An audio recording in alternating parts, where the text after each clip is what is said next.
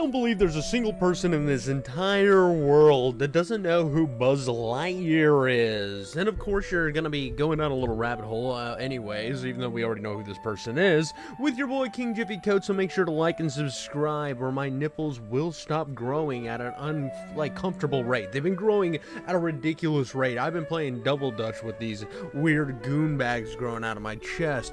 But we're not gonna be talking about regular Buzz Lightyear here. We're gonna be talking about Buzz Lightyear of Star Command, especially the video game that released in 2000, and it's like a platformer shooter based on the animated series, a spin-off of Disney and Pixar's Toy Story franchise. Now, this series in and of itself had a bunch of controversy, such as when the series came out, it was so unliked by the execs of Disney that they disowned it. There are rumors suggesting that Pixar basically pulled out their long schlong, and the CCO was like, listen, my name's John Lasseter, and I am going to absolutely insert my Johnson into your rectum if I ever have to deal with the fact that this series exists. It's garbage, I hate it, and I don't even want it on Disney Plus. And they don't have it on Disney Plus because they wanted to avoid referencing it in any sort of Toy Story media. For example, comic writer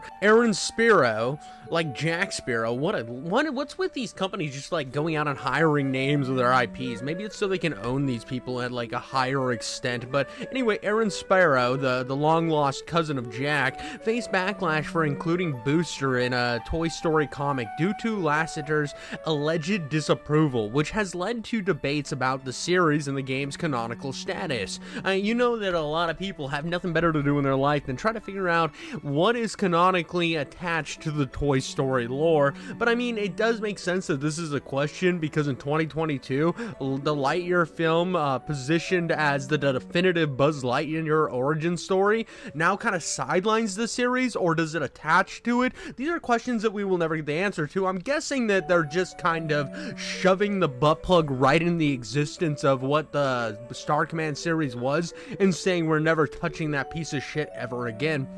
Another problem that fans had with the Buzz Lightyear show in general was Peter Warburton. Now, I remember as a kid, I actually liked Peter Warburton as the voice of Buzz in that show. It was a little odd to me as a child that it sounded so much different than Tim Allen, who did the voice in the Toy Story films. But I mean, it made sense at the time, being of Tim Allen's status, because he was making like big movies at the time. Of course, they flopped, and I enjoyed them, but they did, of course, flop, and then he went back to TV. But at that time, he was fucking big AA, super A, fucking A-list actor, and he did not return for the series or that game because I could see at the time that it would be below him. And some fans and critics felt that Warburton's performance lacked the same charm and bravados of Allen's, and it impacted the character's authenticity. Now, I can kind of see where they're coming from. I do think that Peter Warburton is an incredible actor, has an incredible voice, and I see that he had the charm in a lot of his other works, but I could see where there would be this huge line of division with the original series. And when it came to the game, it got a ton of mixed reviews at the time as well, with Metacritic giving it like a 5 out of 10 or for the Dreamcast and a 5 out of 10 for PlayStation. Critics praised the graphics, considering this was like the first shell-shaded game. It is really one of the very first games to ever use that type of graphic design, giving it a more cartoon-like look that later influenced games like Legend of Zelda that didn't fucking suck, the Wind Waker, and also the fact that like the environments and character details looked pretty okay. But when that's the only thing going for your entire game, nothing else, that's kind of a bad place to sit. But the development was a little interesting. The game was developed by Traveler's Tales, a studio later known for the Lego games, which awesome that they were able to land on their feet after this piece of shit, and released to capitalize on the popularity of Buzz Lightyear Star Command series that went on from 2000 to 2001. It launched on multiple platforms: Dreamcast, PlayStation, Windows, and Game Boy Color. Color. Oh, if this game sucked on those consoles, could you imagine it on the fucking Game Boy Color? But then in it got a redigital release for PlayStation 4 and 5, which is the gameplay that you're seeing now as I played it on the PS5. I don't know why you'd want to re-release this piece of shit. I think it should have just died in the Shadow Realm where it lived, but whatever. The gameplay is played from a third-person perspective, top-down for the Game Boy Color, and the game features Buzz Lightyear racing villains across 14 levels, 12 on Game Boy Color, on fictional planets, battling enemies, collecting coins, upgrading weapons or vehicles like hoverboards, jet bikes, and jetpacks. Each level ends with a boss fight, with the final battle against Emperor Zurg. Players can summon boosters to clear enemies and collect little green men for medals to unlock later levels. The one cool thing for the game, and this was weird at the time, is the game did feature a robust cast from the series. Pretty much everybody who's involved in the series was in the game, which was really rare to see, especially in the early 2000s. Usually stars didn't like reprising their roles, and if they did, it was rare and in between. I think Tobey Maguire did it for Spider-Man, which at the time everybody thought was really cool, and every once in a while you'd see a star go out of their comfort zone and do this, and I always thought that was a cool thing that would happen. But then again, you would get some games where they would just throw in some like jabroni who they pulled off the street that was just previously smoking crack and sucking dick, and now all of a sudden he's a voice actor and not doing even a slight decent job. But it was nice that they did that. And at the they didn't get a N64 port because it was like planned for the N64, and they said, nah, fuck it, we're going to the GameCube. And by the love and really unlove of this game, they just didn't see the potential of putting it on another console when it didn't sell that great. And now people look at it as kind of like this nostalgic artifact of the 2000s gaming, tied to a TV series to expand the Toy Story universe that faced challenges and receptions and legacy, and honestly was kind of a fucking flop both in the TV show and in the game. But what do I think of this clusterfuck? What was my experience? Now, I only played 2 levels. I played the first level over and over again, trying to collect the right amount of coins, because as this game kind of sits, it wants to be a racer, so it puts you on a timeline, so you're racing the villain to the end of the game, but you're not trying to win the race. No, you're trying to kill stuff with this shitty fucking tank controls that feel honestly like somebody's trying to position their asshole to you. They're sitting in front of you, you're trying to play the game, and they're just spreading their butthole, and their butthole's creating a vortex, trying to suck the controller into their butthole while trying to control Buzz Lightyear and shoot. That is my best way to describe how shitty these tank controls are, and how bad the camera is, and everything about this is just dog shit. And then on top of that, you're going through and you have to kill all these people, and you're on this time limit, but at the same time, if you utilize any of the money that you to power yourself up throughout this thing, then you might get to the end of the level and fight the boss fight, which all these boss fights break down in the same way. You get to the end of the boss fight, you have like 4 different weapons, and you have to shoot them depending on if the colors matched. It's really dumb, it's really pathetic, and it's very tedious. But anyways, you're going through it, and then you're trying to collect these coins. If you don't collect enough coins, well, you don't get a big coin, and you have to have a certain number of big coins to then be able to fight the next level. You can't progress to the next level unless you get a big coin, which makes it feel tediously repetitive and grindy for no fucking reason. It also has just terrible fucking graphics. Now, the shell shading for most games saves them. This game, they got lazy as fuck. There's even times where you'll see the face on one side of a character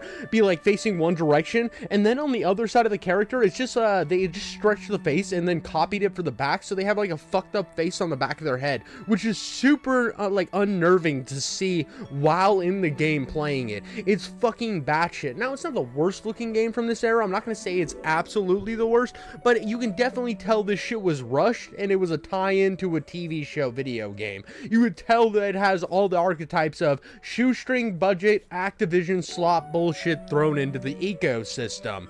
Now, when I was playing it, there were some times that I was having fun. The unnecessary time limit made me pissed off more than anything else. On top of that, it just felt like every time I'd kill an enemy, if I looked behind me, they'd respawn. So enemies would just constantly respawn over and over again. So it didn't really feel like a platformer where you're killing things and progressing. Like it kind of alludes to being. Like when you start the level, it makes you think that that's the type of game it is. It's a platformer, you run through the level, you chase the bad guy, you get to the end, you get your boss fight, you move on. But that's not what the game is. It's a racing fucking I don't know. No one knows what the fuck this game is. And that's one of the things that critics were saying, is they were so confused on what this game was trying to accomplish.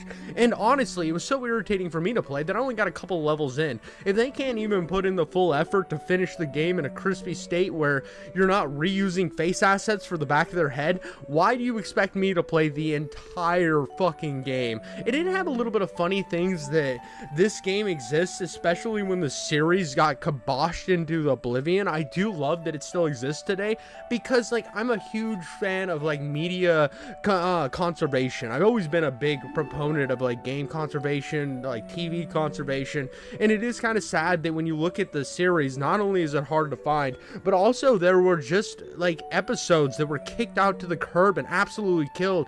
There's like one episode where Mira Nova's addiction-like behaviors with energy absorption seemed too mature for a kids show, so they made sure that episode was banned. And then episodes later, like Inside Job and Conspiracy, were rarely aired post 9/11 due to references to assassins, which is crazy, bro. It just like this whole game and this whole series is just marred in a bunch of bullshit, and it makes it an interesting video to make. I just want you to know that the game is worse than having somebody with shaved down teeth. You know those people that like tattoo their entire body to look like lizards and then they shave their teeth to be spikes? Now imagine one of those people sucking on your balls while scraping their teeth on your balls. That's how I felt playing this fucking nightmare zone of a video game. It was honestly so dog shit that I didn't enjoy myself even in the slightest. I got to where I got a little comfortable with the dog shit controls and the dog shit camera. Was like, it's not bad. And then I got hit with the time limit and I'm like, okay, this is dumb.